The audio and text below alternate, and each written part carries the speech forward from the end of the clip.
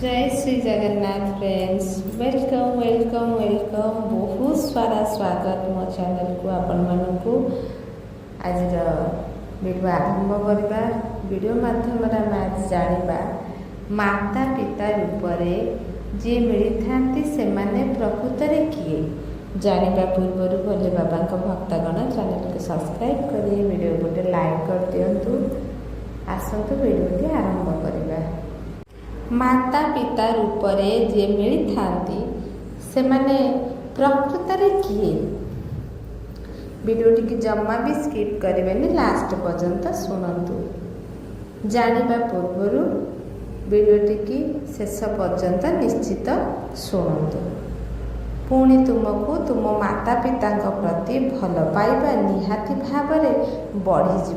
बोधहुए यह गोटे साधारण प्रश्न, किंतु यार रहस्य और उत्तर बहुत गभीर अटे। आमे एमिति भाबुजे माता पिता अर्थ यह जहाँ माध्यम आमे ए दुनिया को आसीचे, किंतु गीता पुराण और गरुड़ पुराण परी ग्रंथ रे किछि अलगा सत्यता अछि। आज आमे ए वीडियो रे जानिबा आम जीवन रे माता पिता किए, कौन सेमानंक सहित आमर संपर्क केवल यही जन्मर ना यह पछरे केते जन्मर कर्म अछि। सबुठारु प्रथमे मने रखंतु, यही दुनिया रे कौनसी संपर्क बिना कारण रे तैयारी हुए नाही। जदि आपण आपणकर पूर्व जन्मर कर्मर फल, तेबे आपणकर जन्म माता पिता सांग साथी एमाने सबु आपणकर जन्मर कर्म फल। आत्मा एही दुनिया को निज कर्मर फल भोग करबा पई आसी थाए। आपणक माता पिता मध्य सेही आत्मा जहाँ सहित आपणकर कौनसी ना कौनसी कर्मर हिसाब बाकी थिला। एही संपर्क पूर्व जन्मर अधूरा कहानी अटे। ए दुनिया को आसीबा पाई आमको कौनसी फॉर्म पूरण करबा पाई पड़े नाही। आमे निजर रंग दौलत देश को बाछि पारिबा नाही, किंतु सबुठारु रहस्यमय हेउछंती आमर माता पिता। कौन आपण केबे शांत मनरे भाबिछंती जे आपण एही खास परिवार रे किपरि जन्म हेले? कौन यह केवल एक संजोग ना यह पछरे कौनसी रहस्य लुचि रही? सनातन धर्मर गरुड़ पुराण रे एही प्रश्नर उत्तर लुचि रही। जदि आपण एहार उत्तर जानी जिबे, तेबे आपणकर रूम टाकुरी जीव। माता पिता रूप प्रकृत रे आपणकु जी मिली थांती से माने प्रकृत रे आपणकर जीवन को किछि कर्ज तुलाइबा पाई आसीछंती। आश्चर्य लागुछि ना? हाँ, एई वीडियो रे आज जीवनर सबुठारु बड़ रहस्य खोलिबाकू जाउछि। जेबे गरुड़ देव पचारिले ए दुनियार जीव जणे अन्य जनक सहित किपरि जोड़ी हेउछंती, तेबे भगवान विष्णु कहिले ए दुनिया रे केही काहाकू जानती नाही। लोक निज निजर कर्मर जाल रे बांधी होइछंती।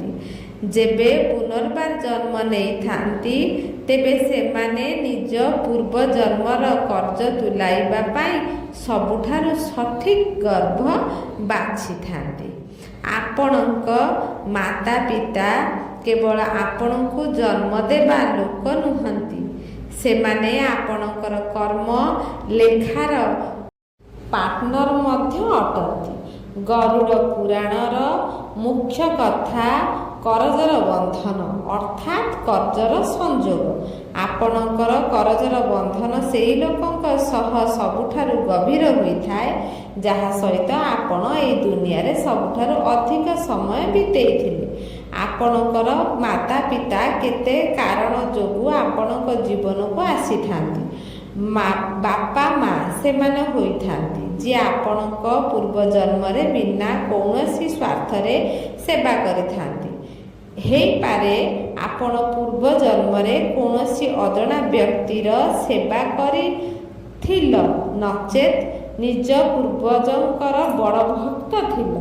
ସେ ଆତ୍ମା ଏହି ଜନ୍ମରେ ତୁମର ବାପା ମା ହୋଇ ଆସିଛନ୍ତି ଆପଣଙ୍କୁ ଖୁସି ଦେବା ପାଇଁ। ସେମାନେ ଆପଣଙ୍କ ପାଇଁ ଜୀବନର ସବୁ ଖୁସି ତ୍ୟାଗ କରିବା ପାଇଁ ପ୍ରସ୍ତୁତ। ଆପଣ ମାଗିବା ପୂର୍ବରୁ ସବୁ ଆବଶ୍ୟକତା ପୂରଣ କରନ୍ତି। ଯଦି ଆପଣଙ୍କର ମାତା ପିତା ଆପଣଙ୍କର ଛାଇ ହୋଇ ଆପଣଙ୍କୁ ରକ୍ଷା କରୁଛନ୍ତି, ତେବେ ଆପଣ ବୁଝିଯାଆନ୍ତୁ ଆପଣ ପୂର୍ବଜନ୍ମରେ ତାଙ୍କର ବହୁତ ସେବା କରିଥିଲେ, ଯାହା ବଦଳରେ ସେମାନେ ଆମକୁ ଏହି ଜନ୍ମରେ ତାହା ଫେରାଉଛନ୍ତି। କରଜ ଦେବା ମାତା ପିତା କିପରି ହୋଇଥାନ୍ତି? ଗରୁଡ଼ ପୁରାଣ ଅନୁସାରେ ଯଦି ଆପଣ କାହାଠାରୁ ପଇସା ଠକେଇଥାନ୍ତି, କାହାଠାରୁ ଉଧାର ନେଇଥିଲେ ଏବଂ ତାକୁ ଫେରାଇ ନାହାନ୍ତି, ତେବେ ଏହି ଜନ୍ମରେ ଆପଣଙ୍କ ପାଖରେ ଉଧାର ହାସଲ କରିବା ପାଇଁ ସେମାନେ ଆପଣଙ୍କର ବାପା ମା ହୋଇ ଫେରିଥାନ୍ତି। ଆପଣ ସାରା ଜୀବନ ପଇସା ପାଇଁ ଖଟିବେ, କିନ୍ତୁ ସେ ପଇସା ବାପା ମାଙ୍କ ରୋଗ ବେମାରରେ ଖର୍ଚ୍ଚ ହେବ, ନଚେତ୍ ତାଙ୍କର ଇଚ୍ଛା ପୂରଣ କରିବାରେ ଖର୍ଚ୍ଚ ହେବ। ଆପଣ ସେମାନଙ୍କର ସେବା କରିବେ, କିନ୍ତୁ ବଦଳରେ ଆପଣଙ୍କୁ କୌଣସି ଭଲ ପାଇବା ନ ମିଳିପାରେ। ପୁଣି ବି ଆପଣଙ୍କର ମନ ତାଙ୍କ ପାଇଁ କିଛି କରିବା ପାଇଁ କହିବ।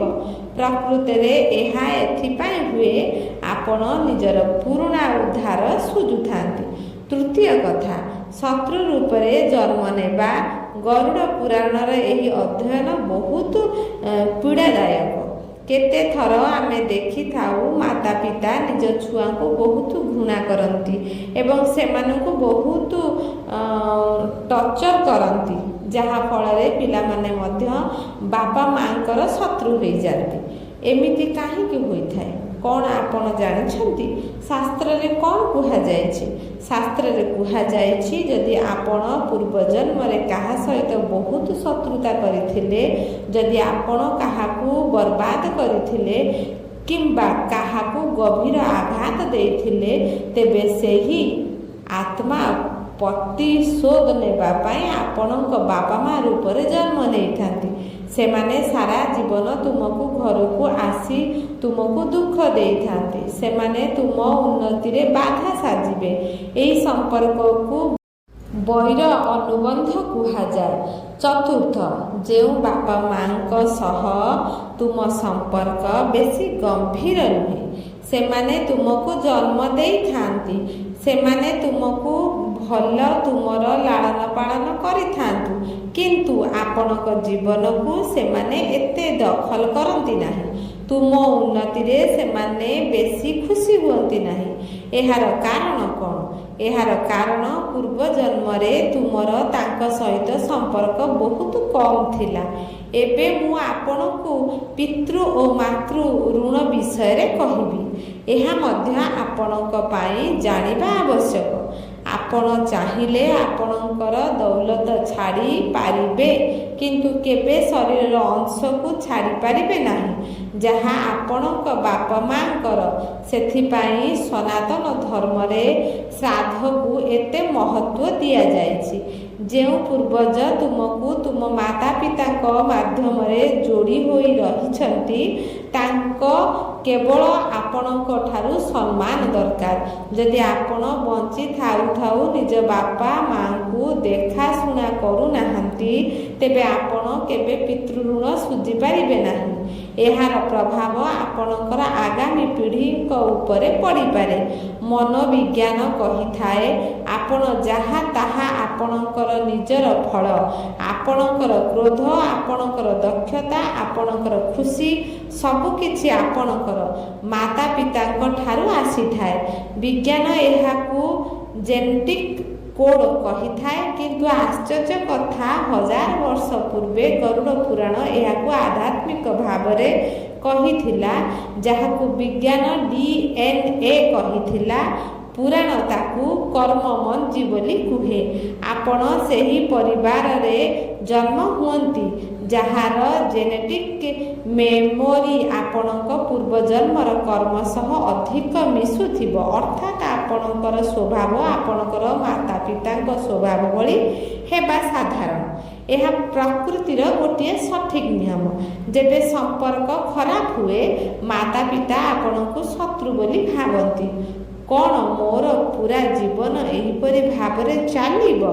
कौन माता पितांकर घृणारू मोर मुक्ति नाही? भगवान श्रीकृष्ण गरुड़ पुराण रे एहार उपाय कहिछंती। प्रथम तुमको तुमर अभिमान छाड़िबाकू पड़िबो। द्वितीय तांको क्षमा करि दियो। जदि आमे कोनोसी भूल करूछे तेबे कोनोसी असुविधा ही एहार प्रतिशोध नहीं थाए। तृतीय अधर्म न करिबा। गरुड़ पुराण रे गोटे बड़ अंश मरिबा परे व्यवहार विषय रे कहि थाए। कौन तुमे तुम पिलांक हाथ रे मुखाग्नि देउछ ना श्राद्ध देउछ? तेबे कुहा जाए एहा द्वारा बापा माँ स्वर्ग निवासी होइथांती। प्रकृत रे एहा एनर्जीर काम। बापा माँ तुमको शरीर देइछंती किंतु तुमे सेही आशीर्वादर ताकत रे ताका आत्मा को मायार बंधनरू मुक्ति करिबा पाई साहाय्य करूछ। एहा ही दुनियार सबुठारु भल पुरस्कार। तुम जीवनर बापा माँ पाई तुमर एही कामना तांकर आगामी जन्म रे भाग्य बदलाई देव। गरुड़ पुराण अनुसारे माता पिता रूप रे तुमको जीए मिलती प्रकृत रे एहा तुम पाई भगवान कर आशीर्वाद। तांको द्वारा तुमे एही दुनिया को आसिल। तेणु सेमानंकु कौनसी दोष दियंतु नाही, बरं तुमर एही मूल्यवान जीवन को प्रतिष्ठा कर। तुमर एही व्यवहार ही आगामी जन्म रे तुमर माता पिता बाछि पारिब। माता पिता तुम जीवनर गुरु। गुरुंक अर्थ केवल टीचर नुहे। गुरु अर्थ जी आपण को जीवनर सठिक शिक्षा शिखई थाए। माता पिता तुमको भल पाइबा, क्षमा, मान सम्मान, आत्मनिर्भरशीलता सबकिछि शिखई थांती। तुमर बापा माँ तुम जीवनर टेस्ट पेपर अटंती एवं आपणकर उत्तर सेमानंकर उत्तर मध्य होइथाए। जदि आपण भल पाइबार सह उत्तर दियंती तेबे जीवन सुंदर होइजिब। जदि आपण क्रोध और घृणार उत्तर देबे तेबे सेही कर्म तुमको भविष्यत रे असुविधा रे पकैब। तेणु शास्त्र रे वर्णित मातृदेव भव पितृदेव भव, अर्थात आपण बापा माँ को भगवान को परि आदर करिबा दरकार। एहार अर्थ नुहे जे आपण अन्याय बर्दास्त करिबे। आदरर अर्थ आखि बंद करी सबु मानि नेबा नुहे। आदरर अर्थ निजर आत्मसम्मान सहित निजर कर्तव्य करिबा। मने रखंतु सुना सर्वदा नियारे पड़ी शुद्ध होई जाए। तेणु मनुष्य उपरकू कौनसी असुविधा आसिले ही मनीष बुद्धिमान होइथाए। जीवन बहुत छोट। आज जी तुमर बापा माँ अटंती सी आगामी जन्म रे जे कौनसी रूप रे हेउ तुम पाखकू फेरी पारिबे। सेथिपाई जेते पर्यंत तुम सहित अछंती सेमानंकर आदर करंतु, भल पाइबा दियंतु ओ तांको पाखरे कृतज्ञ रुहंतु। जदि आपण मानक ये वीडियोटी भल लागिछि तेबे दयाकरी मो चैनल को सब्सक्राइब करी वीडियो को गोटे लाइक कर दियंतु एवं सांग साथी बंधु प्रियजन मानक वीडियोटी शेयर करंतु। वीडियोटी के लास्ट पर्यंत शुणिथिबारु आपण मानक बहुत बहुत धन्यवाद। रहुछि। जय श्री जगन्नाथ।